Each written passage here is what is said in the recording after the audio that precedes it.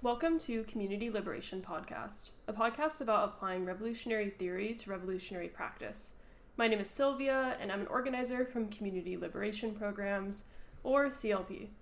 CLP is a multinational scientific socialist mass organization based in the San Francisco Bay Area. We currently run decolonization programs in Oakland and San Francisco, such as our Oakland Chinatown Grocery Distribution and San Francisco Mission Youth Street Medic program. We also regularly hold public political education events and classes. To learn more about our programs, you can follow us on Instagram at Community Liberation Programs, and you can support our Buy Me a Coffee and givebutter in the show notes. This podcast and other decolonization programs for the people are 100% funded by grassroots donations like yours. So today, I am joined by Geraldo again, who's been a feature on our last few podcasts, and we are introducing our Combat Liberalism series. So in this series, we're going to be analyzing the current conditions and highlighting the liberalisms that we see. Today, we're going to be discussing recent New York City mayoral election, Zohran Mamdani, and the current political prisoner movement, with the passing of Jamil Amin and Assata Shakur, and how liberalism affects that. So, Geraldo, would you like to introduce yourself again? Yeah, I'm Geraldo Amador. I'm a member of CLP as well. Nice to be here. Yeah, thanks for joining us. And it's also worth noting to mention today is also like the National Day of Mourning, also known as Thanksgiving, the settler holiday. So today we're going to start off with defining liberalism by three different theorists, Karl Marx, Mao Zedong, and Domenico Lacerdo. Geraldo, I don't know if you wanted to start us off by maybe giving us a definition of what liberalism is so we can be grounded in our discussion today.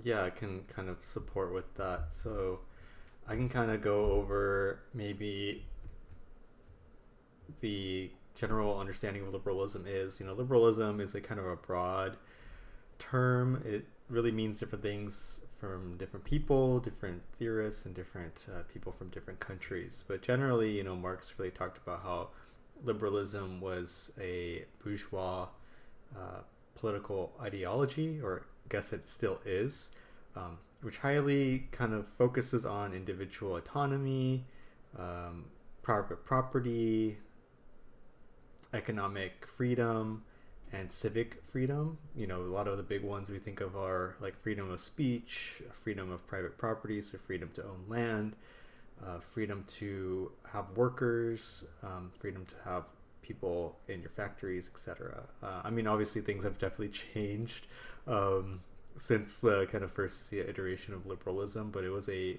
social movement against feudalism, which really, was, pushed to the new levels of what we now see as capitalism. But Domenico Lacerdo goes over liberalism a little bit differently. A thing that we kind of see with his definition, and this is coming from his book, Liberalism, A Counter History, is that liberalism is really just a means to also justify slavery, to justify genocide, as well as to justify the subjugation of non-Euro and Euro-American people in the colonies. So that would be like this one called the United States, the 13 colonies, as well as the colonies in the Caribbean, Mexico, Latin America, Africa, Asia, etc. But generally, liberalism was a means to kind of whitewash and justify some of these, horrific ways to subjugate people, and to kind of create an ideology where you can have freedoms that allow for slavery, indentured servitude, wage slavery, the seizure of land from other oppressed peoples and nations. And so liberalism is generally an all-encompassing kind of political and economic ideology that we continue to live through today. It affects not just how we go about the world, but also how we think about ourselves. We are all inundated with liberalism from the day we are born to the day that we go through school till today. When we think we're politically conscious, we're still unconsciously inundated with liberalism. And so I guess this kind of goes into the kind of Mao and Mao Zedong's kind of thought. So he talks about this in Combat Liberalism, which more or less focuses more on the internal individualism type side of things. Yeah. But a thing that he really touches on is that like liberalism generally is very harmful for revolutionary collectives. It undermines the unity, cohesion, creates apathy, and creates dissension. And really the way he highlights that is that liberalism is very individualistic. He calls it a petty bourgeois selfishness that places personal interests above the interests of the revolution and gives rise to ideological and political and organizational liberalism, which kind of allows everyone has the right to speak, everyone has the right to say what they want to say, everyone has the right to have incorrect ideas and not have it questioned. We see liberalism all throughout, these definitions. I know they're very broad, but generally liberalism is a, very complex ideology, which, there's very different other, political manifestations of liberalism. We see like opportunism, tailism, commandism, etc., which we probably won't go over today, but we'll probably touch on more of the opportunism today, but not so much like commandism or tailism today. But it's generally like some of the overview of what liberalism is, at least from these three theorists, from Marx, Domenico Lacerdo, and Mao Zedong. But Silvia, is there anything that I missed or things that you kind of want to explain about liberalism? Yeah, I just wanted to add the main part of liberalism is individualism, that we can see, like you were talking about how, when you're born to when you go through school, we all have a sense of individualism about ourselves, and it's like capitalism forcibly puts that on us. Like it's by design, it's not by accident. And we have to be able to identify those individualist behaviors and combat them, as in combat liberalism. And it's important to note that like this idea of liberalism isn't just the Democrats. It's the Democrats and the Republicans. This entire system has this ideology that is forced upon us. And we have to be able to recognize that as people living in the settler colony. Yeah, Geraldo? Yeah, and I think, a big thing is like liberalism, we see it today, in terms of a justification for genocide or a justification for further oppressing people. Is an example is, the Democratic Party is like the party of genocide, really. I mean, they were the ones that justified the mass slaughtering and destruction of Gaza and Palestine. So there's, that's a key example that we saw in 2023 to 2024, and when Donald Trump was reelected. But that party was a party of genocide, but also the Republicans are just as well. They're just as complicit with it as well. But yeah, I think that's just something I wanted to add. Yeah, so I feel like we've given like a pretty good broad definition of liberalism. We can also add these texts that we're referencing into the show notes from Lacerdo, Marx, and Mao. But I think we're going to move on to how we see liberalism today, how we see it just in general, how we see it within the movement of the so-called left, different organizing spaces, etc. So the first topic we wanted to discuss is unionism. Unionism is, I think, oftentimes talked about on the left in a very positive way, but it is important, like Geraldo said, to not just let incorrect ideas slide without addressing them, right? We need to be able to now analyze certain concepts and see where they're running short. So I think unionism is a really good example that everybody kind of has a general idea of what unions do for people. They're, to organize workers, to have better workplace environments, to have better wages, etc. and we oftentimes see them tied specifically to like electoralism for Democrats, especially I see within unions here in the United States, here in the city of Oakland.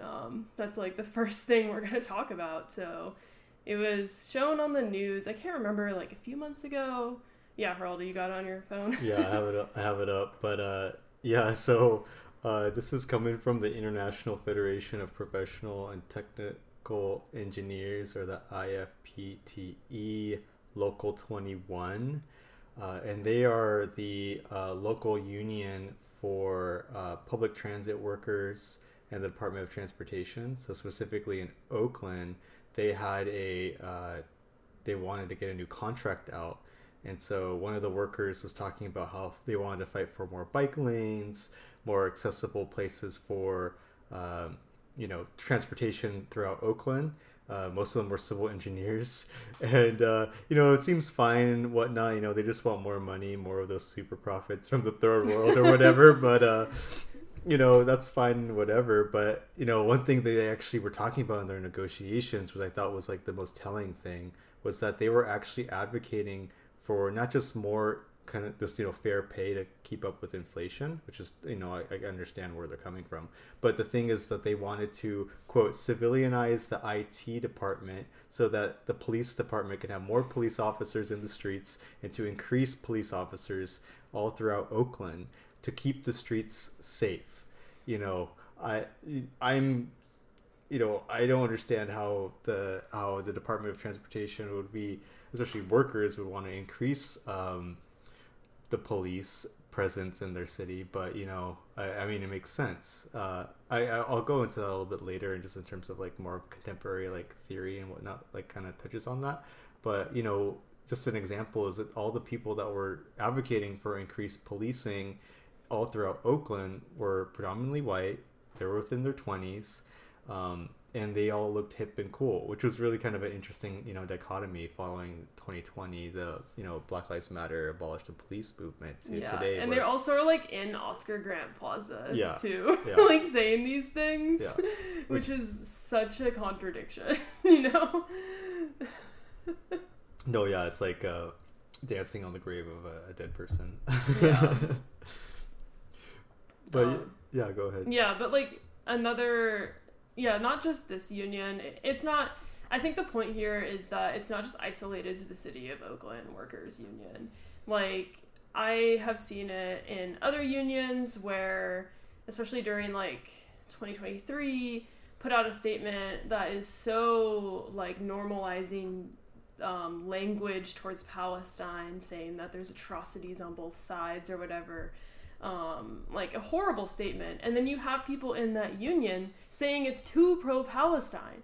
Like, the workers within the unions are reactionary. They only care about like their profits, their conditions. It's an individual behavior, like we've been talking about. Like, it's not this idealist like perspective of unions are good, right? Like, I think that they can be good, but the actual like reality of how unions are organized within the United States based on individualism rather than actually supporting the global South, being anti-imperialist, like there is no like cognitive leap to that. Like, their political section of the union is canvassing for politicians, canvassing for a new governor or something like that. Like, it's not real politics, it's just like electoralism. So it's always going to fall short of actually taking that cognitive leap, taking that step forward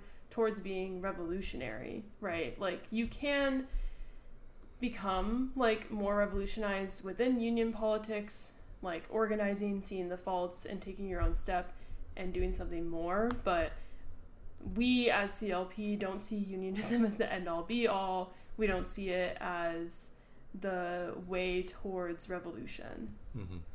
Yeah, I think, an example of, as you were saying, the October 7th normalization of Israel, the Zionist entity, California Teachers Association came out with a pretty normalizing letter I would say letter of support of Israel, really, is demonizing Hamas and calling them terrorists or whatever. But that was actually even too far left for the so-called workers, and so they had to take it down. But I think if we go to like the base and superstructure of it, like unionism in the United States historically have been a more or less a Euro-American institution. They've really have only garnered support and protection for Euro-Americans. Before desegregation, even prior to like the Civil War and prior to the Reconstruction era, unions were actually kind of a tool to push for pro-settler politic in the United States, to gather more land for workers, more land for white workers, more protection for white workers, to lower the hourly wage from hourly amount of time to work from 10 to 8. So we saw a lot of that kind of developing in the United States, and unionism very much, its foundations are based on Euro-American settlerism, as like Jay Sakai talks about.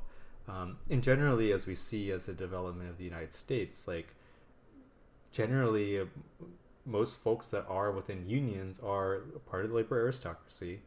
They do receive a lot of support and funding from the expropriation of the third world. Like that's undeniable. Like you could read that in Divided World, Divided Class. You could read that in multiple texts actually analyzing underdevelopment, analyzing the third world, and kind of world systems theory of how like workers in the core nations are actually able to gain more advances in their wages while also expropriating and exploiting the workers of the global south. It is very much as a fact, and unionism is very much a part of that. It's the AFL-CIO, or some folks would call it the AFL-CIA, which they even called themselves that. Ironically, there was one video they actually called themselves that on one occasion. But they actually advocate for more war. They advocate for more expropriations of the third world. I mean, it's pretty damning that there are even like the so-called radical unions like UAW that has UAW chapters that support Lockheed Martin and Raytheon. So I mean, really, unionism in this country is very much an example of individualism, of liberalism, of these means to negate revolutionary politic. But in terms of what COP thinks is like, yes, you should obviously, if you are a part of a union, you should definitely be a part of your union, but you should also not just be a passive participant. If you are interested in changing things, you should definitely be organizing with your coworkers and find more revolutionary, like-minded people within your union to push politics further. But we don't see it as the end-all be-all, and it's definitely not really going to be a significant tool that's going to hamper genocide in the third world. But that doesn't mean we can't try. We should try, and we should definitely continue trying, and we should definitely be exposing this very much underlying issues within unionism in this country. But we also have to be real with ourselves that like unionism is not going to be the platform to actually cause a general strike or cause an attack on capitalism in the US. So that's just generally kind of some of my thoughts. But yeah, definitely, talk to your coworkers, get them involved in things, and really just be that person for them to start to see what liberalism is, right? And also, like, if you are a part of an organization, like, that's a good way to recruit people. Like, that's the point of being organizers. You need to be able to talk to the people, and at your workplace, those are people you see maybe 5 days a week, right? So being able to work with them and organize with them is a good thing. But relying only on the union, especially if you have a union that's more of like a hierarchical top-down structure where you actually don't have a say, because there are a lot of unions that are like that, like, you shouldn't just rely on the union to solve all your problems, or to solve all the problems in the world, right? But yeah, I think that's the point that we wanted to get across about unionism and kind of like a class analysis of what unionism in the United States is, who workers in the United States are versus workers of the third world, like Geraldo talked about. And I think the next kind of liberalism that we've been seeing, especially on a day like today, is the idea of whitewashing settler colonialism, having an incorrect historical analysis of the so-called United States, kind of negating the idea that we are living in a settler colony. Geraldo, do you want to start us off talking about this a little bit? I guess, I think I talked quite a bit, so sorry. maybe I'll just send over the question is, do you want to define settler colonialism and how it's seen today in the U.S.? Yeah, I can define settler colonialism. I think the first step is kind of defining like what is colonization, what is colonialism, and like kind of the beginnings of colonialism, which is going to another part of the world, Europeans going to Africa and kind of extracting resources, extracting people, right, taking them from their homeland, forcibly removing them, and not giving them the freedom, I guess for lack of better words, to have self-determination, to live, to govern themselves, and taking all of that away from them. But the idea of like settler colonialism is actually going to that place and settling there, and physically being there and sending over people from Europe to that location. So the United States is probably like one of the biggest examples of settler colonialism, right? We are living in a nation where Europeans went over by boat and settled in the United States for the idea of a liberal democracy, individual freedom from kings, freedom from the monarchy, etc. And with that came genocide, slavery, right? It wasn't like all butterflies and rainbows, right? Oh, we just found this new land where nobody lives. Like that's what kind of was historically taught in schools, probably still to this day in certain parts of the United States. And actually the Europeans, now known as Euro-Americans, they settled on a land and took over that land and genocided thousands of indigenous nations across the United States. And this happened in relatively like a quick period of time on such a large landmass. If you think about it, like it was only like a few centuries, and then it was like kind of total European domination on the continent and throughout the rest of the world, and different parts where there are colonies, like Hawaii, Alaska, Puerto Rico, Guam. There's so many different colonies that the United States has taken over that I think a lot of people kind of don't think about all the time. And then another example of like settler colonialism, a big one that we can see today is Palestine. Palestine was ruled by the Ottoman Empire, and then in 1948, they kind of declared the state of Israel. I probably won't go into the entire history, but now, Europeans, Eastern Europeans, people from the United States they feel that they have the right to settle on that land, and they are actively and continuously colonizing Palestine, not just Gaza, but also the West Bank.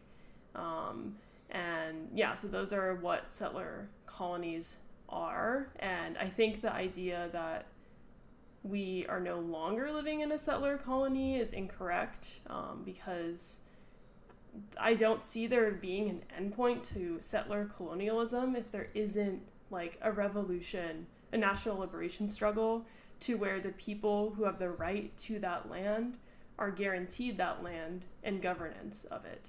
We still have a Euro-American political, economic, social power over us as the United States, as its name, right? And indigenous peoples, many indigenous nations actually don't even have federal recognition, but federal recognition isn't the end all be all, right? It's having their own sovereignty, their land back. And also, on the other side, New Africans have the right to this land because they were forcibly removed from their land, and they are now living in the United States, right? And they didn't have the ability to create their own culture, their own nation. So they have that right to nationhood. Geraldo, yeah. You can always interrupt me too. Yeah, I think, thank you for kind of defining settler colonialism. I think, how does this apply to liberalism, or like a liberal ideology? Because, let's go back and think, liberalism puts the idea over the material reality of things. And typically what we see with the incorrect historical analysis with settler colonialism is, you touched on it, is this kind of general whitewashing of settler colonialism. This is what Euro-American, and this is what the United States says. I mean, probably not anymore now with Donald Trump, but previously under the Biden administration, is okay, we genocided all these people, we did all these horrible things, we enslaved Africans, we destroyed millions of people's lives, and created this wonderful country. And we feel bad for it, but therefore, we can't do anything about it because it's already done. That's generally kind of the more liberal side of things, and the kind of the theory of that. We see that often with the Democrats, or your liberal family members on so-called Thanksgiving, where they're this is horrible. They did all these things to the natives, but it's all good, I donate money every once in a while to a reservation or something, some BS like that. But I think a thing we want to touch on a little bit is this liberal incorrect analysis that we see within so-called socialist or even Marxist, Leninist, Maoist, even anarchist organizations in the so-called United States, where there is a whitewashing of settler colonialism, where, as you said, some organizations will outright say settler colonialism is done. It's done, which, as you touched on, we don't understand how that can be just done. Therefore, U.S. imperialism is the primary contradiction in the United States, but also in the world. We don't deny that U.S. imperialism is the primary contradiction internationally. That's obviously very much true. The U.S. is the number one arbiter of destruction of the third world and oppressed people. That's undeniable. Though we can't let Europe off the hook as well as the satellite state of so-called Israel. But yeah, there is this kind of general liberal idea that, okay, so somehow the United States magically becomes imperialist, even though you can really see imperialism was bread and butter of the settler colony from the 13 colonies to its westward expansion. That settler colonialism, continues to exist, but for some reason, some organizations believe that settler colonialism ended when the U.S. officially became imperialist, right? When Vladimir Lenin created imperialism in 1917, even though the theory was, wait. Lenin started imperialism. Lenin created the theory of imperialism. The theory of it. But I mean, he was critiquing. It was already known. It was already known, right? Yeah. But some people think that Lenin was the scientist that created imperialism, or created the theory of imperialism. He didn't create it, obviously. We're not saying that Lenin purposely went on a imperialist, whatever. No, but some organizations believe that he created the theory, and therefore that's when the United States became imperialist. And that negates settler colonialism, which is totally incorrect and an incorrect analysis of the current conditions of things. I mean, this is touched on not just in like Settlers or more of these more controversial books, but this is also touched on by like Gerald Horne and like the Counter-Revolution of 1776 in his trilogy of understanding the revolution of the American Revolution. But yeah, we also see other iterations, right? Like there are even, anarchist organizations that kind of highlight that like settler colonialism is not like something that we have to deal with, but we need to be dealing with like Trumpism or something, some incoherent enemy, or fascism, which, George Jackson, which is correct, fascism, liberalism is fascism, as George Jackson did say. And then there is a Maoist organizations that you would think that they would be more revolutionary in terms of their understanding of settler colonialism, but actually whitewash settler colonialism, saying that it's over. Therefore, imperialism and social imperialism are the end all be all primary contradictions in the U.S., and that we can unite with white workers to create a worker state in the United States, which is just incoherent and not correct. But yeah, this is some of the things I'm just saying in terms of liberalism. But yeah, Sylvia, if you have any thoughts or ideas on that. Yeah, I mean, it's hard to, like, I couldn't imagine going up to, like, a reservation or an indigenous person and saying that, like, oh, settler colonialism's over. Like, when they have never even been able to have their own, like, real sovereignty on the land that is rightfully theirs. Yeah, I mean, that's the key. Like, that's, like, number one rebuttal is, like, there's still reservations, right? And there's still people there's still reservations that are being destroyed and, like, being encroached upon by white settlers. I mean, even, like, the Trump administration, his first round he was trying to invade reservations and take apart and create pipelines to drill, to frack. Biden even did the same thing, Obama, yeah. But Biden specifically with like lithium and whatnot in Nevada, but also like Obama specifically with Node Apple. Yeah. And now Trump again, Trump is looking for other avenues to get rare minerals as well. Yeah, and I think like a lot of this, like, I'm not trying to like totally just like diss these people in these organizations and diss this like ideology. I think it's also just like lack of maybe like social investigation, and also lack of trying to have like a more open mind about things and like learning. Like the reason why CLP, we call ourselves scientific socialists, is that we're not like just to one like sect of Marxism, right? Like we see Marxism as a tool, and all the different types of Marxist analysis like we can utilize and study to like grow and deepen our analysis.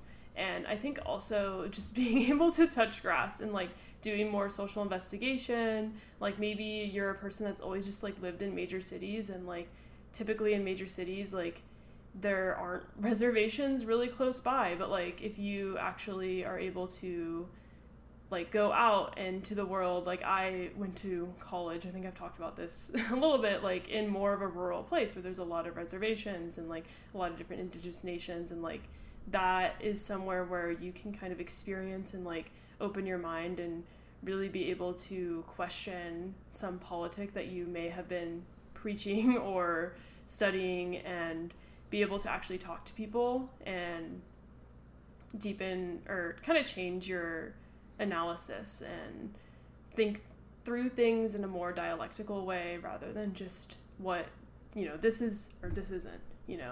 It's not as black and white as that. Imperialism and settler colonialism can be happening at the exact same time. Yes. Yeah. And I think, the settler colonialism, like revisionist history or like revisionist perspective and kind of the liberal tendency of it, also stems from like a liberal understanding of class society and class structure within the United States, which we already touched on, like, that we touched on in previous episodes, especially in our Wretched of the Earth series. But the United States is a unique is a very unique class society where a majority of folks are within the labor aristocracy, where they do gain and benefit from the destruction of the third world, and that this makes it difficult for revolution to happen in the core, and that also allows for organizations to take on that ideological tendency where there is a belief that you can have revolution within that kind of framework, which does allow for whitewashing of settler colonialism, whitewashing racism, whitewashing reactionary politic as like, these people just have a false consciousness, like we saw, and we'll probably talk about this with the No King stuff, but there's definitely that false consciousness where people are like, the white proletarians just have the wrong ideas, and we have to go to them and teach them the right things, which is I think is admirable. People should be working to do that. And me personally, I won't be doing that because that's scary just for me. But and not in like a liberal way, but I don't want to be dealing with white racists. But I think we should be trying to educate your communities, but that's not going to be an end all be all to bring out revolution, right? So just some of my thoughts, but I think this whitewashing of settler colonialism, negating it, also stems from my petit bourgeois labor aristocratic perspective of the world and of class and your class analysis. But let's go on to the next point, because I know we touched on this a lot, which is so big. It's such a big topic, and maybe we'll actually have another episode on this, because I think so. There's so much more just to discuss. Because there's so much always coming out about it. But we can just touch on this briefly. We did want to talk a little bit about anti-intellectualism as kind of an example of liberalism. And I don't know, Silvia, if you want to get started on that.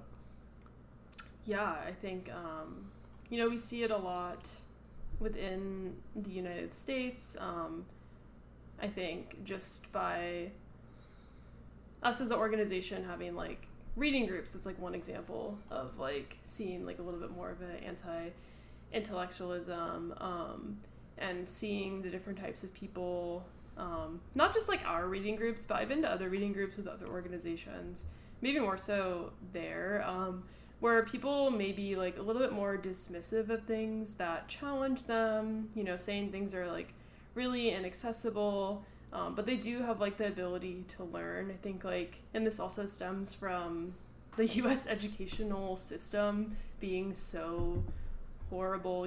People have the average reading level, I think, is, like, 6th grade. Wow, 6th grade. For Americans. So I think that is, like, one of the reasons why we see things like this, where people think that, these concepts are too difficult for me to understand, I'm not going to be able to keep up, and a lot of kind of just defeatism, people kind of give up, and really, like, that is a liberalism in itself. Like, though we all kind of experience, especially, like, different public school educational systems in different parts of the U.S.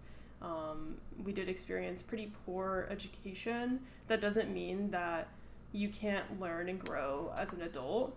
I think one of the best ways for, like, reading literacy is actually reading out loud and, like, forcing yourself to sound words out, forcing yourself to look up words and actually, like, comprehend, rather than just, like, sounding out phrases. You're actually understanding them.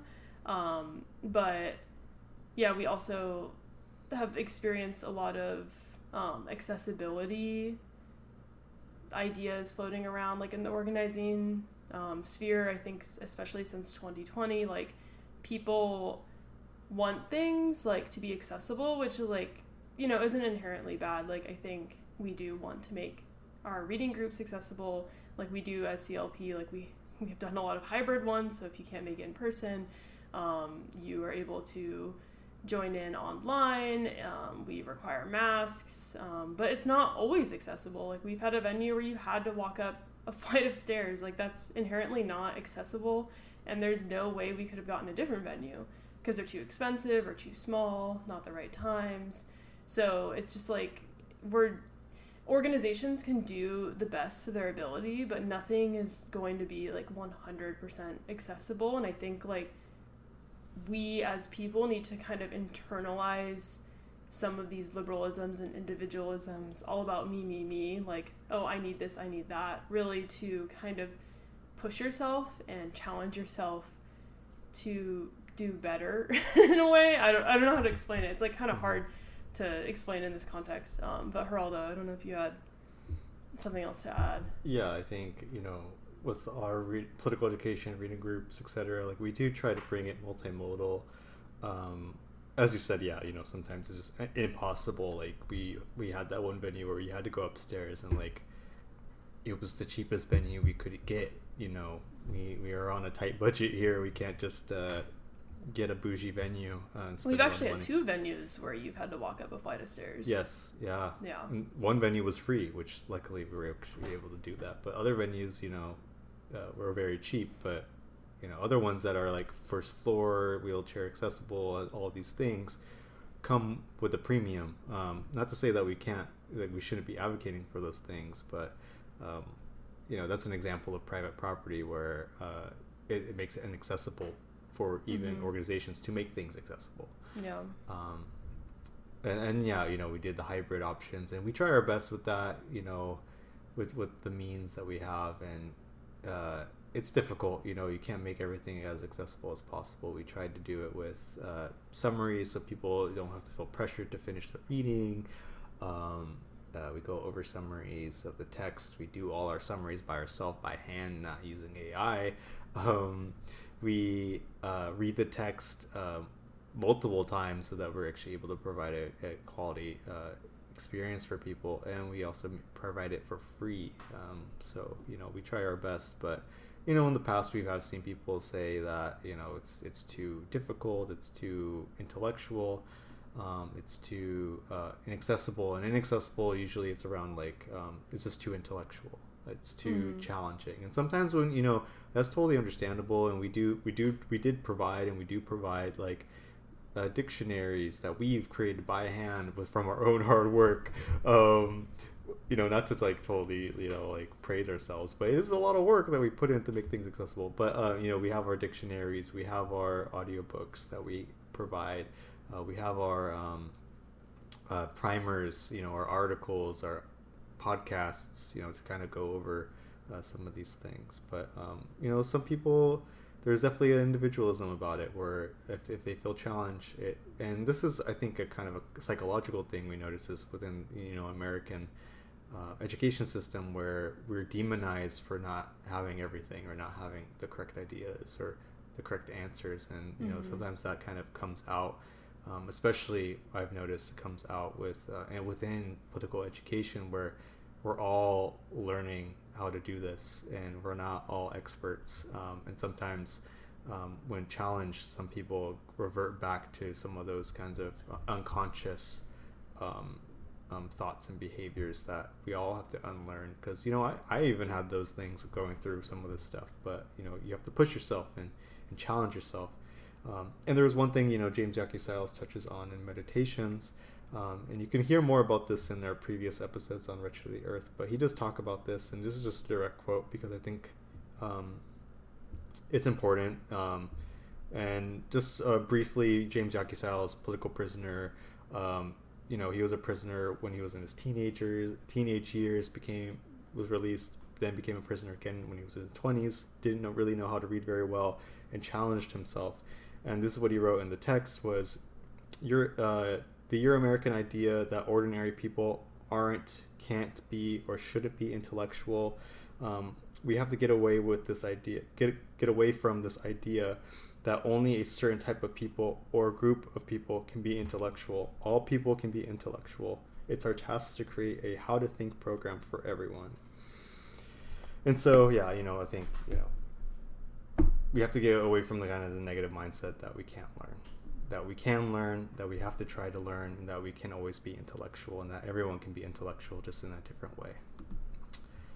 Yeah, and I think, like, to that point, many people who kind of inhibit or have anti-intellectual tendencies see it, and like I understand why they have that tendency, is because they see like, and this is like a valid critique, like people who have like PhDs or like and that type of thing as kind of bad in a way, because it can be bad if they're using it specifically, you know, just for upward mobility and like I am the smartest person, like that type of mentality, you know, and like kind of being against that, which is like a good thing. But I think like having knowledge about things and like understanding concepts and being able to further your like political journey is really, really important. And we have to fight that like bourgeois intellectualism with revolutionary intellectualism. So there's definitely a difference between them. And I can understand like kind of the first step, like if people are maybe like somewhat politicized, they might be like, oh yeah, like fuck the system, fuck education, like they have that mentality, and like that's kind of like a natural kind of thing that Americans embody, especially Americans that have been wronged by the system, right? But there's a point where you have to be able to take that cognitive leap. And I think speaking of like political prisoners, a lot of political prisoners, like the first time they learn how to read is in prison. You know, like there's been many people like Malcolm X, right? He learned how to read in prison. I was like in correspondence with a political prisoner, and he said he wasn't able to be out in the yard unless he knew how to read. So he had to learn how to read. He had to learn how to write in prison. And, you know, if people who are like pretty much like the most oppressed in the United States are able to like overcome this challenge and become literate, I think anybody that is like living in the US, coming to our reading groups, or just like, you know, working a regular job is able to do the same, right? It's kind of how you decide to spend your time and what do you focus on is truly like something you have to internalize as a person. Yeah, and I think, you know, one big thing with revolutionary intellectualism is like there has to be a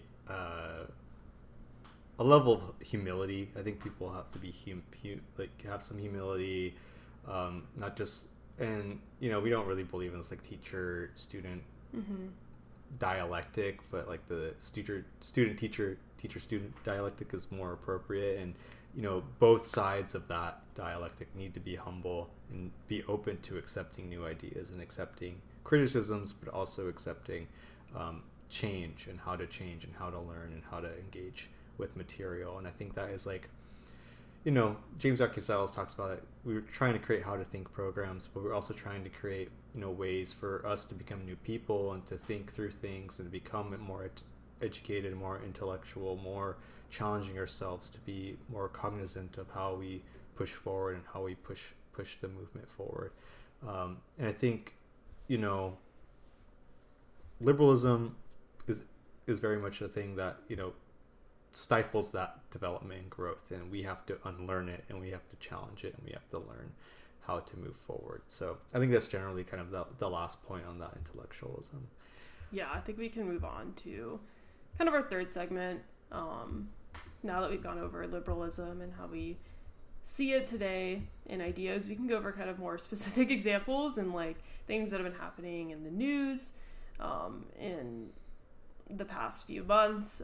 The first thing we wanted to discuss, actually, we kind of alluded to it earlier, is the No Kings protests, specifically the one in Oakland. So I can kind of go over our experience with that, our unintentional experience with the No Kings protests. So we, as we talked about in this podcast in the intro, we have a Chinatown grocery distribution in Oakland, and the street we deliver groceries on was coincidentally the street that the No Kings protests did 2 laps on. They kind of went in a big circle twice, from like Wilma Chen Park to the amphitheater at Lake Merritt.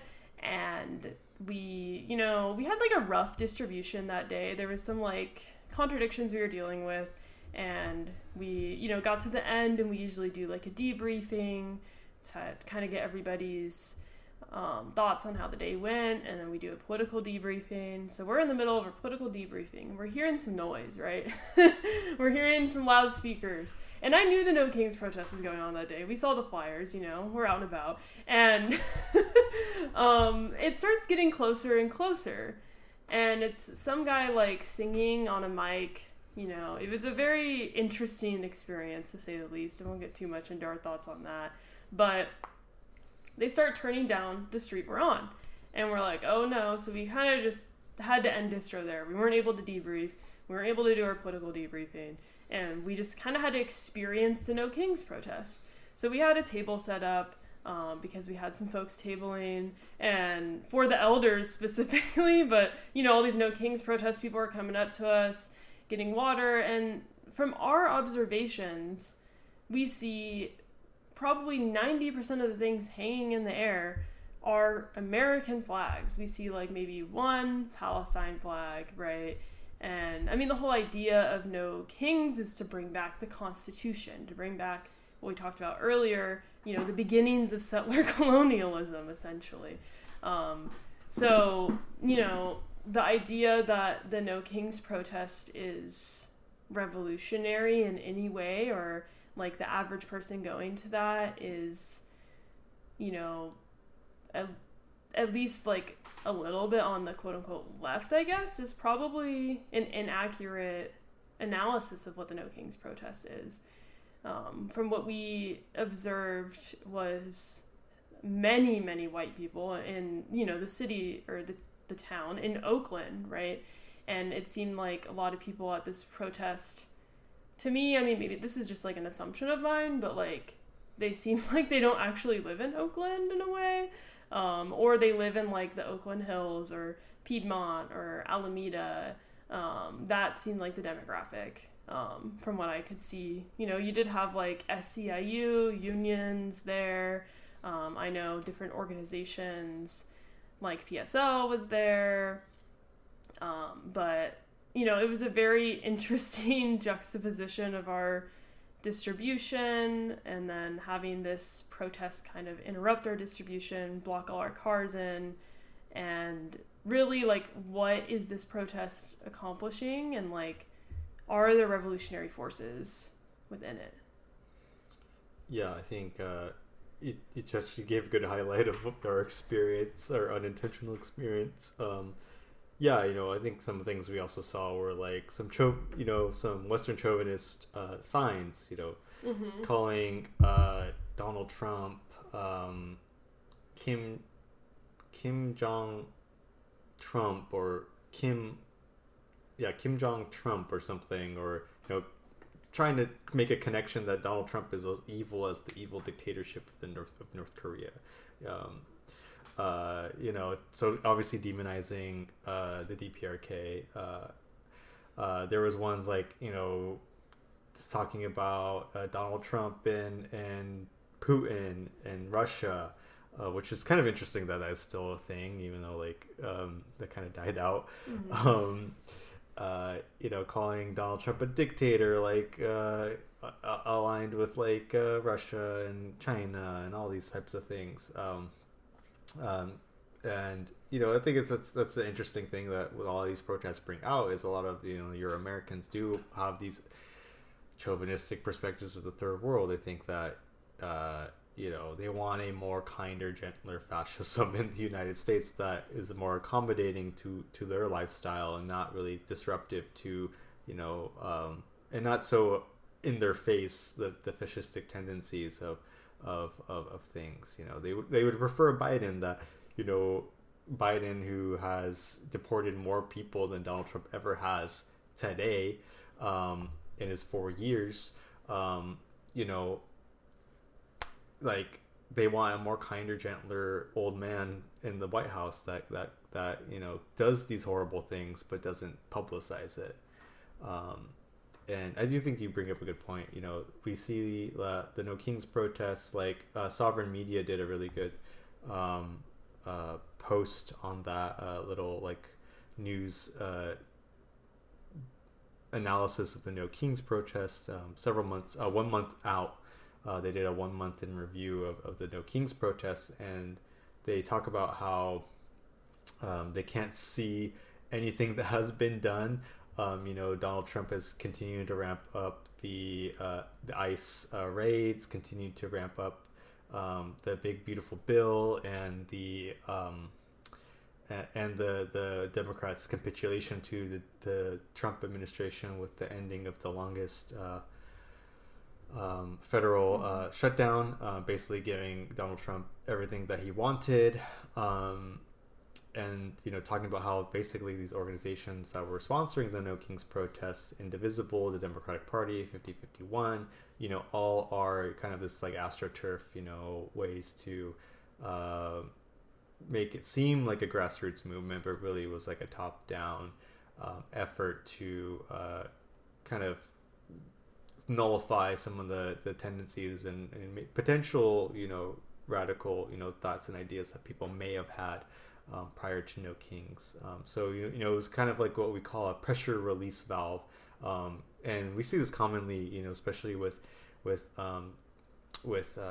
uprisings, is that there are means that to kind of quell some rebellion that happens in the core, and one way they do it is through these types of means of protests, state sanctioned protests or more or less parades. Or they do it through electoralism, which I think we maybe could go more into.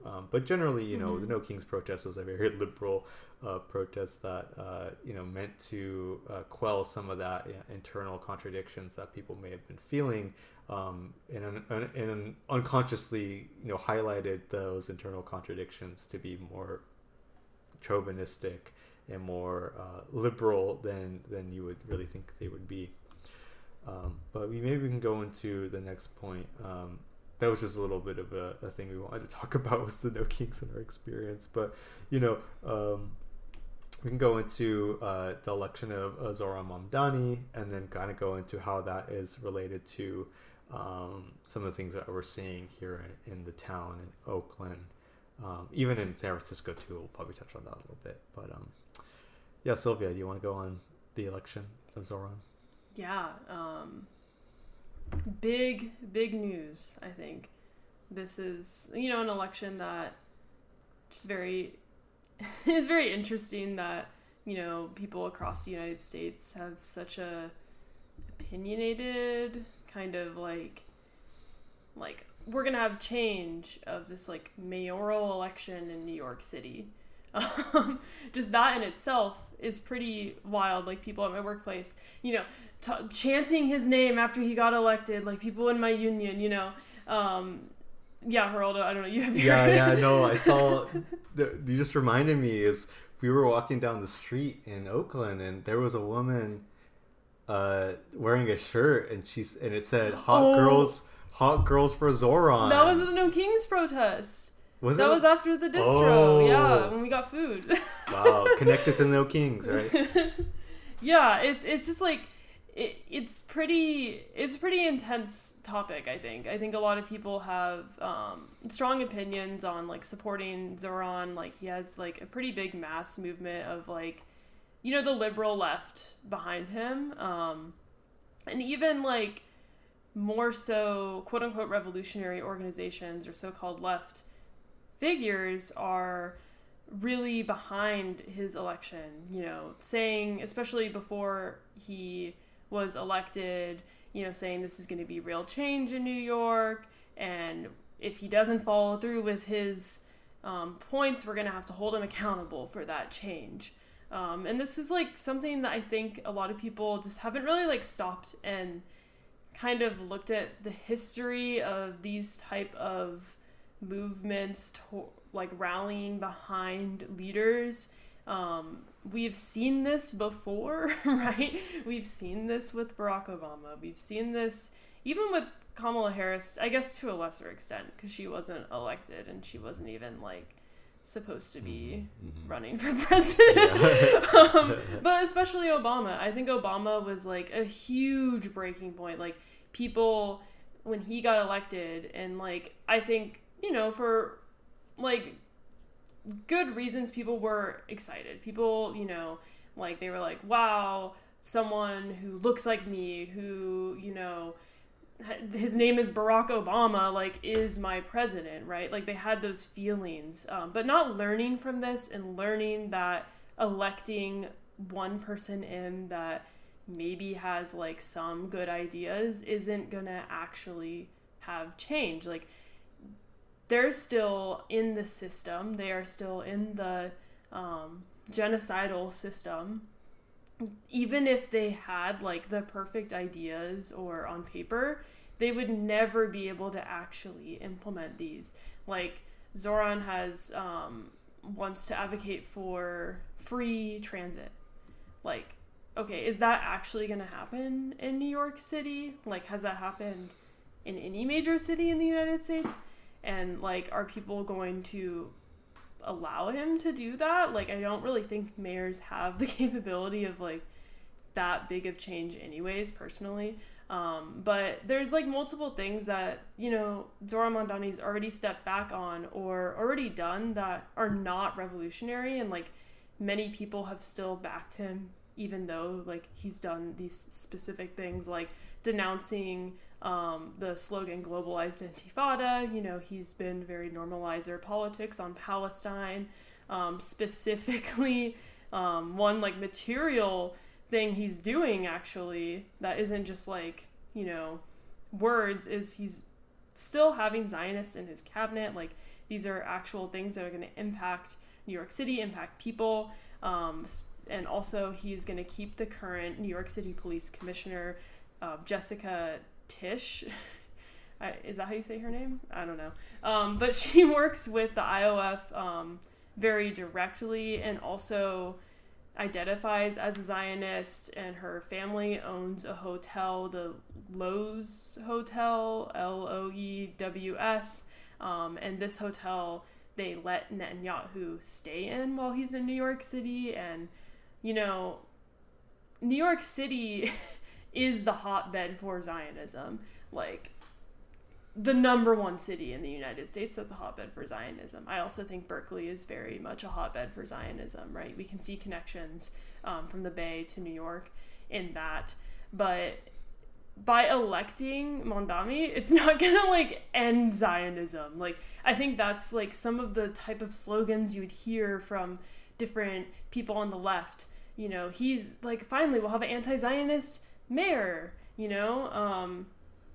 but he's doing all these things already, right? And like, he doesn't even have that radical of politics. So it doesn't really make sense to me. And this is like kind of the liberalism that we want to get into, is idealism. Like, having this idealistic view of a person because they are some type of identity, they're going to make everything better and they're going to have change. Yeah, I think one thing also, like, he also promised that he was going to combat anti-Semitism. I mean, even on his first day after being elected, he posted photos of, like, some people consider, this interesting, almost, I don't know if it was staged, but, thing about some anti-Semitic thing that happened or something, rather, and saying that he's going to, day one, combat anti-Semitism, and he's going to do a task force to combat anti-Semitism. He called it the scourge of New York City, anti-Semitism. He's going to be really working on that. And, even just recently, after he came back from having his cordial conversation with Donald Trump and shaking hands with him and laughing. Right. That happened. And even when he's pressed about that, he still is like happy-go-lucky and kind of seeing it as like, oh, it was just a bit, like it was like some type of stand-up thing. Even though they definitely are building that coalition.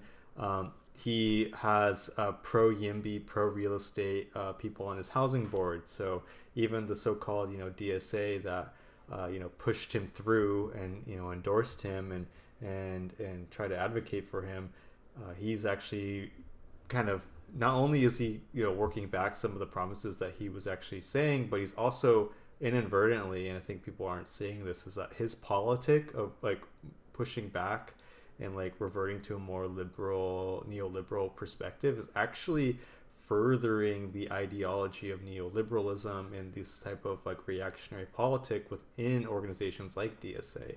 You know, DSA now is more ostensively a pro-YIMBY, pro-Zionist organization. You know, you know, at least Zionism was a major thing within DSA in the previous, you know, months prior to October 7th.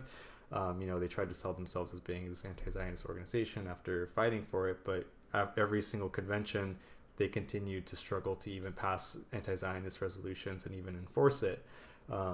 But now with Mamdani, we see that they're kind of okay with it. They're okay with Zionism. They're okay with, you know, YIMBYism as a means to gentrify poor neighborhoods in New York. Mm-hmm. You know, and probably people thinking, you know, listening to this in the Bay Area, like, why is this even important? Like, I mean, I agree to some extent. It doesn't really affect us, but like, let's walk it back a little bit and look at the sister, I guess the sister org of NYC DSA is East Bay DSA and San Francisco DSA had watch parties for the election of Zohran Mamdani, and had people cheering, saying, "Oh, this is socialism," you know, on the big screen. Socialism's, you know, now a common thing that we're going to be talking about or whatever. And you know, it is important because these are the people that go to these protests, that infiltrate anti-Zionist organizations, that push the Zionist politic. And it is important because like liberalism is a corrosive ideology. It isn't just something that like is inherent and isolated in an organization, but these organizations do influence other organizations and do influence how other organizations function and how they are able to function and the means that they can actually do things. You know, this is how movements are captured. And to say that it isn't important is, you know, to negate that fact that it actually kind of is important, and that we do already see the neoliberal Zionist capture of the pro-Palestine movement, especially in the Bay Area, but also in New York and elsewhere. And especially as this kind of politic against anti-Semitism becomes even more apparent as like the Zionist entity does its more PR spiel and finds a way to negate the genocide, we're going to see more of this co-option and more of this capture of the movement. And yeah, so I think, you know, one thing we actually did fail to talk about is that like Zohran Mamdani also, like, he called, and he didn't even need to say anything, but he called Cuba and Venezuela dictatorships right when like Donald Trump is like pushing for like invading Venezuela and Cuba. Like, that is another thing, like Western chauvinism, which is a key tenet in liberalism. We see that today. And we're going to see that Western chauvinistic perspective continue if we do not critique this, but also call it out and call out the organizations that are supporting it. And especially the organizations that cheered for this, they should honestly, one, self-critique, but also be at the forefront of critiquing this very reactionary movement around Zohran Mamdani. Especially the organizations in the Bay Area that have been like advocating for him as some sort of like savior and like positive thing for the United States. We should really be, you know, looking at these organizations with a critical eye, more critically than we have in the past. But yeah, I know that was like a lot, and I think we should maybe talk on the connection that we see this today in the town. If you want to touch on that, Silvia. Yeah, I think just another point on Mamdani's, like everything we've listed out here, these are very intense, like, examples of why Mamdani is not revolutionary. It's not like, you can't just ignore these things that he's doing, right? And I think, like Geraldo said, it is a failure of organizations that are not self-critiquing these type of things. So I just wanted to like have people sit with that and really understand consequences for things that people do in politics. But yeah, there is a big connection, I think, again, with this like identity politic, kind of just like trusting that this person will do good because they identify as this specific thing, or they have a name like this, right? Specifically, we've had countless mayors in Oakland that have done pretty horrific things and have been very controversial. But the most recent mayor that we've had elected is Barbara Lee. Barbara Lee is well known in California. She was like a House representative? She ran for Congress. But she didn't win. Yeah. So she's like a trusted politician, quote unquote, right? Like she has qualifications, etc. And, you know, DSA, just like in New York, DSA here campaigned for her, and also some other, like, you know, so-called communist organizations. And she ran on a platform that's very, like, typical of, like, liberal politics, you know. She's somewhat pro-Palestine, you know, saying genocide is bad, about the extent calling for a ceasefire. That's like the extent of pro-Palestine you can get with American electoralism. But she also ran on a very like pro-cop agenda, right? And people see her as, oh, you know, seeing her identity as a black woman in Oakland, and they, you know, I'll just vote for her, right? She seems like the most liberal person, and just kind of blatantly allowing these things to happen, right? Allowing people to be in office, allowing them to put policy forward that harms our community, harms our unhoused community, especially. We have seen Oakland change so much in the past few years with the Grants Pass ruling, and now like mayors just continuing that genocidal sweeping of unhoused communities here. But yeah, Geraldo. Yeah. I mean, like with Barbara Lee, we saw with the 12th Street, probably one of the oldest unhoused encampments. Like, and folks that maybe aren't in the Bay, just to imagine like the 12th Street encampment wasn't just like, you know, tents popped up. Like these were like almost legit like houses with like walls and doors and roofs, you know, like makeshift houses. You know, obviously people shouldn't be living like that. You know, we should be providing people with, you know, housing, but you know, this is what people had to do to survive. Like they had to create their own housing from nothing. And one of the oldest encampments, you know, was around for almost a decade. And when Barbara Lee was elected, you know, the encampment was cleared completely, bit by bit. In a systematic and very disgusting method. One of our organizers had sent us a spreadsheet that they were able to get from the city of the systemized way of destroying this encampment bit by bit, and not allowing observers, not allowing community members, not allowing organizations to even go close to the encampment.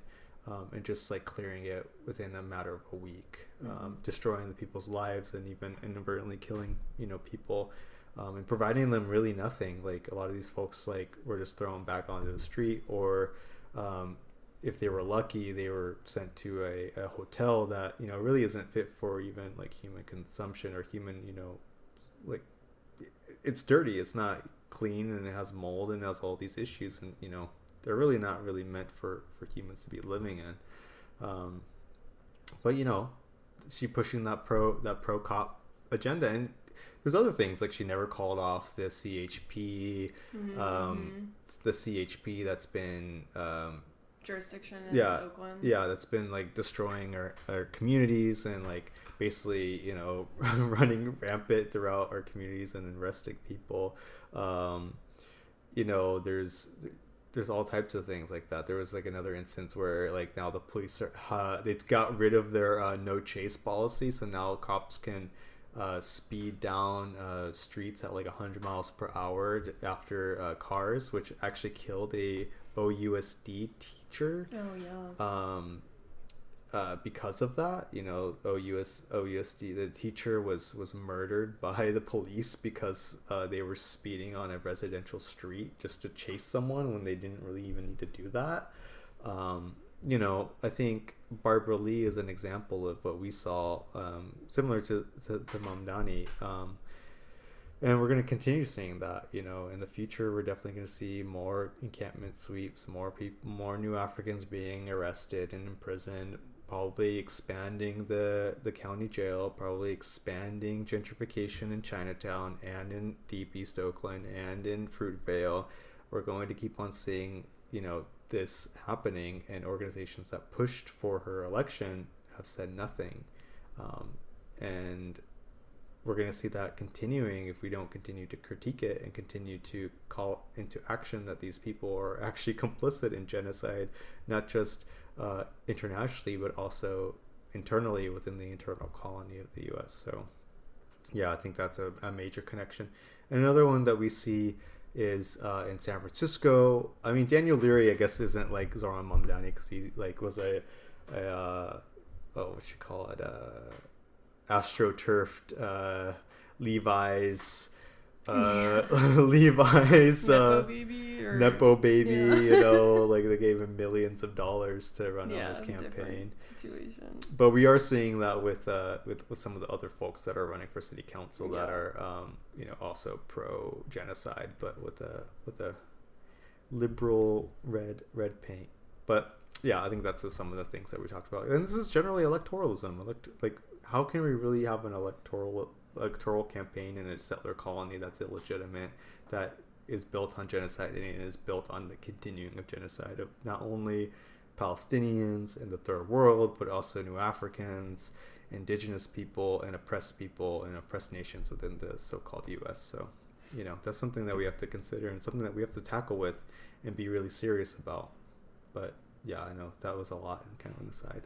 Yeah. I know this is getting a little long, but we do have one more topic we wanted to discuss that we find to be very important in our analysis on liberalism and liberalizing specific people that have been around from, the Black Panther Party, around the movement, and were political prisoners. So we wanted to talk about two political prisoners that have passed recently, very recently. Jamil Amin and Assata Shakur both passed within about 2 months of each other. So first we wanted to describe who Assata Shakur was. Assata Shakur was not just an anti-racist figure in the United States. We've seen, some very liberalized politics around her specifically. Assata Shakur was, revolutionized by volunteering with the Black Panther Party in her youth, and she became a member, a very significant member, a very big leader in the party, as well as she joined the Black Liberation Army and went underground, and she was also a part of the Republic of New Africa, and she was captured in the 70s from false allegations of killing a state trooper at the New Jersey Turnpike, and she was later actually freed from prison by Mutulu Shakur, Silvia Baraldini, Marilyn Buck, and Seko Odinga. And she was able to, live her life in Cuba as, relatively as free as she possibly could have been, but was unable to be in contact with her family, was unable to, live where she wanted to live, right? Not that Cuba was a very good place for her to be able to be with a better healthcare system, etc. But, she wasn't able to continue the life that she lived prior because of her political contributions to the movement. And it is worth noting, most of these people who freed Assata are actually no longer with us besides Silvia. So again and again, we see political prisoners, live not so great lives, right? Like, especially in prison, they're often neglected, don't have access to medical care, and are left to die in prison. But that was just a little bit about who Assata Shakur is. Geraldo, do you want to go over who Jamil Amin is? Yeah, Jamil Amin, formerly known as H.R. Brown, He just passed away a couple of days ago on 11/23, if I recall. And he was the chairman of the Student Nonviolent Coordinating Committee. He wanted to change that to the Student National Coordinating Committee. He never really believed in nonviolence. He was briefly the Minister of Justice for the Black Panther Party, the Minister of Defense of the Republic of Africa. He was targeted by COINTELPRO and convicted with no evidence in like 2000. He was free. He was kind of in and out of prison. Yeah. And he had a time outside. You know, he was able to organize and become a huge member of his community, especially the Muslim community, and he was charged with a conviction of killing a police officer, even though he wasn't even there. And they convicted him of that with no evidence, and he was basically in solitary confinement for most of his life. And then he unfortunately, got cancer, and was in and out of the hospital towards the later end of his life, and ultimately he passed away on November 23rd in custody. And they just had his funeral. And yeah, it was really powerful. It's on social media. Folks are down to see that. But yeah, he was not just like these members of these massive and very important organizations, but he was also an imam. He was a religious leader. He was a Muslim, a dedicated Muslim, and a dedicated revolutionary till the very end. But I think, how does this relate to liberalism? And I think Sylvia touched on this briefly, but I think liberalism, we see that as like people, and I'm more or less aiming this at like people within the so-called movement, in the left movement, is that they rally around these deaths of these like massive important individuals and act like they supported them, but where really were they when they were alive? Like, where were they when they were still in the movement, when the movement was trying to get them out, and like, I think a big thing we see is like some organizations will claim false victories or claim easy victories, saying that they fought to get him free because of or fought to get political prisoners free because one of their members signed a petition or wrote a letter or something, but weren't a part of the support committees or anything like that.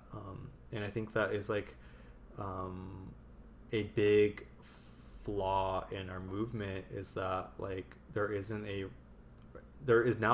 I think now a rebuilding of the political prisoner movement. But I think prior to a lot of the deaths of these great individuals is like the political prisoner movement was really suffering, and really not doing well in terms of like meeting the moment and getting people out and organizing around this. So I think liberalism has definitely affected that, and I think, at least from my perspective, I think the movement is slowly moving towards building out a robust political prisoner solidarity movement, at least around certain political prisoners. Yeah, I guess Sylvia, if you wanted to touch on like Assata, some of the kind of liberal tendencies that we saw, and then maybe we can kind of end it, kind of wrap up from there. Yeah, actually, I kind of wanted to touch a little bit on the political prisoner movement and like how it had kind of a lull, right? And historically, like the reasoning for that is, the 60s and 70s, where there's a lot of political movement going on, and a lot of people were actually incarcerated due to their political movement. The idea of neoliberalism actually became a thing in the 80s, right, with Ronald Reagan, and like there's a reason why the political prisoner movement died out, and we're still seeing effects of this neoliberalism today from the 80s, from the 90s. Yuri Kochiyama even talked about how she had to write to all these political prisoners because no one was doing it, right? And Geraldo did bring up the point there are organizations doing more things now, like we've connected with some in the Bay Area. There's the Free Shakur campaign that we've connected with. And really the first step to helping political prisoners is writing to them. That is not freeing them, but that is the first step. That is getting connected with them. That is showing that there's still people out there that are caring about them, that have some sense of humanity, and like, you may not have the ability to free them, right? But you have the first step to maybe starting that by creating a group of people, a campaign, getting lawyers, like, etc., and really working towards getting them out. And, you know, that's why we started our political prisoner letter writing night. And I encourage folks to start writing, join other letter writing nights, start a freedom campaign for a political prisoner, because there just simply is not enough right now. And, you know, 60s and 70s was a long time ago at this point. So our political prisoners are aging, you know, and when you're living in prison, your life expectancy is, there's probably a statistic out there, I don't have it, but it's significantly lower than someone who is not living incarcerated. And I think another point on, you know, maybe some people are like, why should we care? Why do we care about this? And I think Jamil Muntakim talks about it in We Are Our Own Liberators, specifically in chapter titled A Case Against the United States, Domestic Neocolonialism. And, you know, it's international law, right?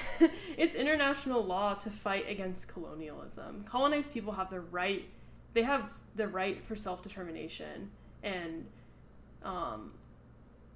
national liberation struggle. Like, technically under international law we do, and the United States has been committing genocide based on international law. So, you know, political prisoners do exist in the United States. That is a fact.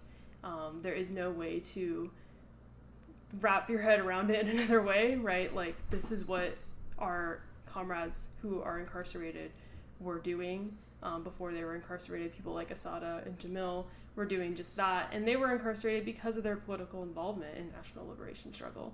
So I really encourage folks, like, if you still are questioning whether political prisoners exist or not, or what's the point of even helping them, even if you do believe they exist, like, you really need to read from political prisoners like Jalil, who was a political prisoner, and like learn from them and kind of build your understanding around that. But yeah, Geraldo, did you want to add anything maybe on like liberalizing? I guess the only thing in terms of liberalizing is, like, we saw that with Assata, like, as you said, like, people called her an anti-racist figure, a black revolutionary, that she was something that she was not. You know, people liberalized her politics, and even, you know, we saw in Oakland where they had a vigil for her, and, you know, it was very much liberalized, liberalizing her image, and liberalizing her legacy, really. And we saw that not just in Oakland, but all throughout the United States, on social media, you know, and luckily people have been fighting against that, and I think we are hoping that, you know, this doesn't happen to more figures in our movement, that this liberalization doesn't happen. But you know, one thing is that people negated that she was a revolutionary nationalist. She was a new African, a conscious new African citizen, a conscious revolutionary that fought for the freedom of her people. And I think that liberalism really did come out. Like, they really did, like, they demonize them when they're alive, and then when they're dead, they give them a statue, or they give them these glorious, pompous words saying that they were X, Y, and Z, but negating all the revolutionary politics that they were. And, you know, we see that today with Assata, and, you know, real organizations like People's Programs and other organizations like are pushed against that and actually put forth their Assata's actual revolutionary and evolutionary politic that she espoused and that she was all about. And so, you know, I think we continue to fight that. We continue to fight the co-option. We continue to fight the liberalization of our elders and our you know, giants in our movement. That is something that we must continue to do. And I think that is like a constant, ideological struggle between revolutionary nationalism versus liberalism that we see, especially in the political prisoner sphere. But yeah, I guess just to end it off, as we did touch on that this is recorded during the National Day of Mourning, and we did want to provide folks some food of thought about that just a little bit. It's a day off for people, and we definitely understand that. Like, definitely take the day off. I'm not expecting people to be working on this day, and if you do have to work, that's really shitty. But I think if we do internalize the politic that the U.S. is a settler colony, we do have to internalize the fact that we have to do something about it. And so, organizations like People's Programs are doing something about it. Like, they're not stopping programming. They're actually doing programming. They're doing farm. They're doing, politics. They're putting their politics into command. And I think that's, something that we all have to embody, is that, like, just because it's the National Day of Mourning, so-called Thanksgiving, doesn't mean that we, internalize these politics, post it on Instagram, or do these things, but we actually have to do something about it. That we actually have to put programs on. We actually have to put the politic forward. We actually have to put the political program into action, especially on this day, even when this day is happening. And, we're not saying people shouldn't, eat dinner with your family, and I'm not suggesting that you do that like typical thing where, a lot of people are saying, like, talk about these things. I mean, if you want, totally, that's on you. But I think we need to go further than just like conversations and educating people, but actually putting the politic in command a little bit. So that's just some food for thought. Yeah, I think that's all I have for today. Yeah, I'll just wrap up what we discussed. We define liberalism, how we see it today, some examples of current events happening within the United States and how they relate to liberalism, and the deaths of 2 political prisoners that we saw this year. So yeah, thanks everybody for listening to our first Combat Liberalism series. We're hoping to have this be a more regular thing on the podcast. And yeah, please support us, support our programs, volunteer with us if you're in the area. We have a get involved form on our Linktree. Support our Buy Me a Coffee. Monthly payments to our organization is really helpful, especially since we're trying to fundraise to open a community center, to have a headquarters. So please support our Buy Me a Coffee or givebutter. They will be in the show notes. This was episode 6, Combat Liberalism, about electoralism, and it's a podcast by Community Liberation Programs. We've been your hosts, Silvia and Geraldo, and you can check out our Instagram at Community Liberation Programs, our Twitter at ComLibPrograms, and we also have a website, communityliberationprograms.org. We got some merch on there, so yeah. Lots going on, and hope everybody has a great rest of your day. Thank you.